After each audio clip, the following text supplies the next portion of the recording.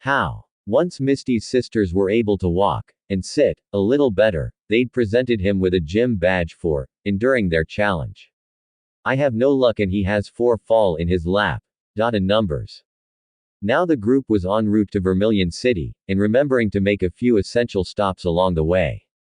So unfair. Misty sighed. Brock, maybe if you'd try something besides over-enthusiastic, not to mention slightly lame, pick-up lines, then you might have better luck.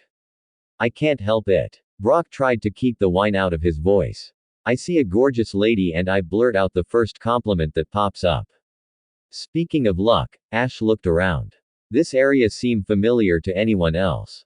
Cerulean was already a couple hours behind them, and they were in the rocky desert section they'd passed through the last time they were heading to Vermilion. Not really. Misty squinted. There's a sandshrew over that way, but, she blinked, seeing a familiar guy with it. Oh. Okay, I'm definitely missing something here. Scorch spoke up. Pikachu tapped his knee. Remember when I told you about that AJ guy with the crazy training method he had for his Pokémon? Ah. He looked at Ash. Gonna challenge him again? Nah. Ash shook his head. That was mainly from thinking he was abusing them. Still think it's a little much, though. However, I am curious about why he's got a blue one. Huh. They all looked, and sure enough, a bluish-white sandshrew peeked its head out from behind the boy. AJ's original gestured at it. Maybe he found a shiny. Misty said. Maybe, except shiny sandshrews are green. MuOWTH replied. Brock scratched his head a little. Only one way to find out. 33,333,333.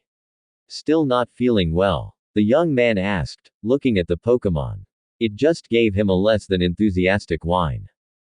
Excuse me. He looked to the small group that was heading his way, idly wondering why some of their Pokémon were out of their Pokéballs but shrugged it off. We were passing by and couldn't help but notice your unusually colored sandshrew. Oh, it's not mine. I found it a couple of days ago wandering out by some Diglett territory and saw it looked kind of sick. So I've been looking after it, but I'm not sure why it's this color, or why it can't seem to curl up like they normally can. Maybe we can help with that. Ash said, looking at his Pokémon. Guys. Pikachu and Butterfree were quickly voted to talk to him, with MuOWTH translating for the others. A contemplative frown crossed his face as he listened in.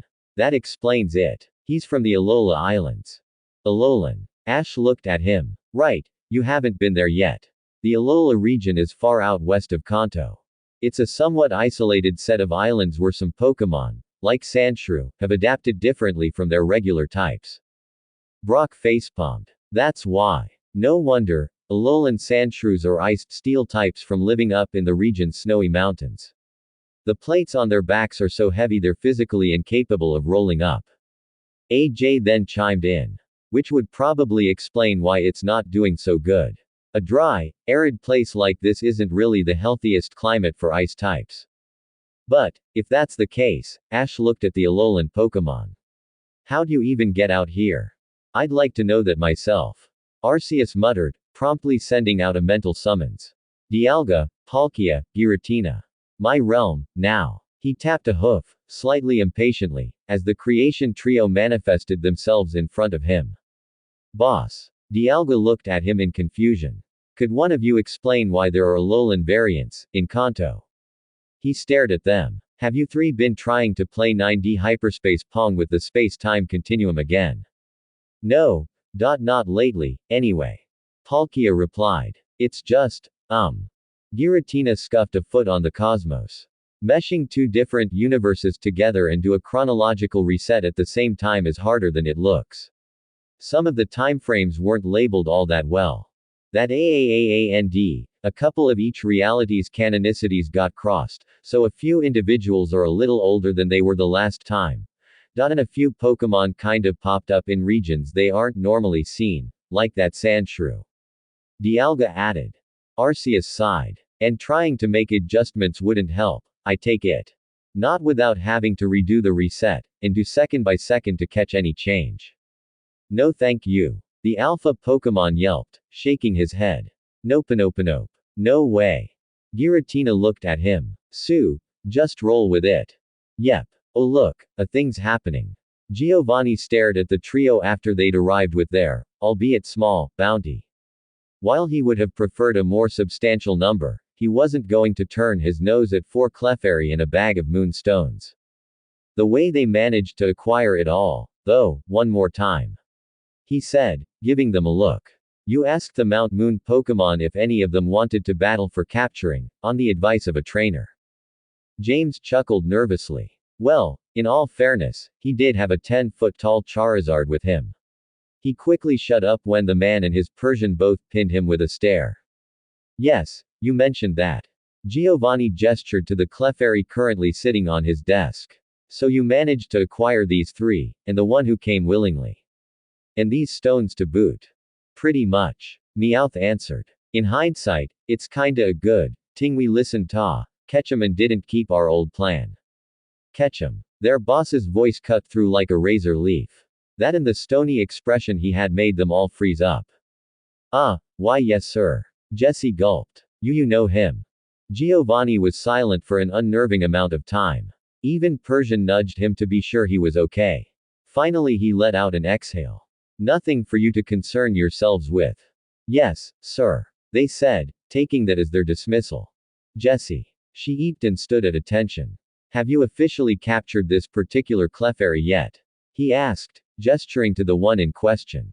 No, sir. She replied. We figured we'd let you decide what to do with her. With a brief nod, he gestured to the Pokémon. And take a moonstone with you. Never hurts to be prepared for when a Pokémon's ready to evolve. After a surprised, and decidedly happy, bout of thank yous, Jessie had her own fairy type. She gave out several more as James and Meowth hauled her out of his office. Once they were gone, he sat back, absent-mindedly scratching Persian's head. Only for him to mutter dourly, Ketchum. Well, that explains things. Meowth commented after the Sanshrew's explanation. Seems he was part of a group of Alola and Galar Pokémon that were supposed to be for a symposium on regional variations. However, he got separated from the others while they were camping for the night and ended up getting lost until AJ here found him. At least that explains that, but the real question is what am I gonna do? AJ asked in confusion and a bit of unease. I don't have the means to care for an ice type out here. I don't even know if he has the same diet as a regular Sandshrew. That's easy enough to fix. Misty nudged Ash. See if he wants to come along with us. But what about the rest of his group? He asked. They've bound to have missed him by now. Apparently the iced steel type heard him because he replied. To be honest, I don't really think the guys transporting us are gonna bother coming back for me. The Sandshrew sighed while Meowth translated. They would have been asking around. And a couple of them thought I was just an albino. Damn. I thought getting ditched by my old trainer sucked, Scorch muttered, before turning to Ash. I say we get him to come along. I'm with the big softy here. Sky added, ignoring the sputtered protest to her remark. Besides, he looks miserable in this heat. I know I'd be begging to be elsewhere before long. Might be best if he goes with Brock. Meowth suggested. Me. After all, you are planning to become a Pokémon breeder, right? He looked at the oldest member of the trio. You also have a bit more know-how in dealing with the requirements of various Pokémon. That and you're the only one who really knows how to cook. Ash chuckled a little. He's got a point there, Brock. The little guy'd probably do better on your watch. Much as I hate to admit it, but aside from, Misty sighed, remembering a certain Pokémon, water types are my forte, so, yeah. You're more experienced for this situation. Brock scratched his head. Well, you got a point, but will he even wanna come? I believe that settles that issue. Interested. Meowth turned back to the icy Sandshrew. If anything, you'll be getting out of this atrocious heat. And who knows, we may come across an ice stone for you. The Sandshrew mulled over this for a minute. Going elsewhere does sound nice. And this Brock guy sounds like he's not too bad, from what they all said. And evolving, okay. You got a deal. Meowth quickly translated. Brock, if you would. One Pokeball later, and the group's newest member was getting introduced to everyone. AJ scratched his head in a slightly bemused fashion. Wow, first time I've seen a Pokemon talk another into letting a trainer catch it. But, it does seem like he'll do better with you.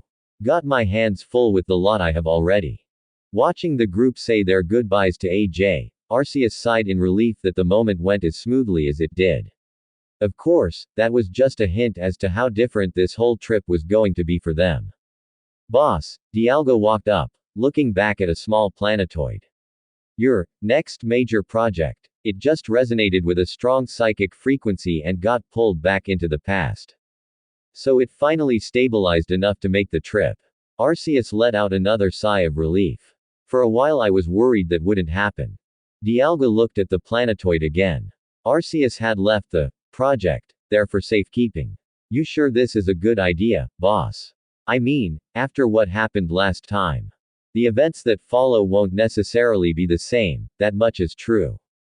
But it's the safest and most stable moment to ensure the highest chance of survival. Besides, I'm sure he'll appreciate the fact we're getting this earlier than he expected. He looked back at Ash's group. By the way, Dialga, any word on our contingencies for the major timeline switches? The temporal Pokemon gave a mild shrug. Most of it's set up. Luckily, knowing Ash and the others, they'll remember the major events and do their best to nip things in the bud ASAP. That's good. Hey, looks like they're getting near that school again. Arceus sat down, a bowl of Pokeblock appearing beside him. This is going to be funny. Licorice Pokeblock. Dialga grimaced. Come on, boss. Man, this was a right PETA to get out right. As compensation, I'm gonna try and make the next one a good deal longer.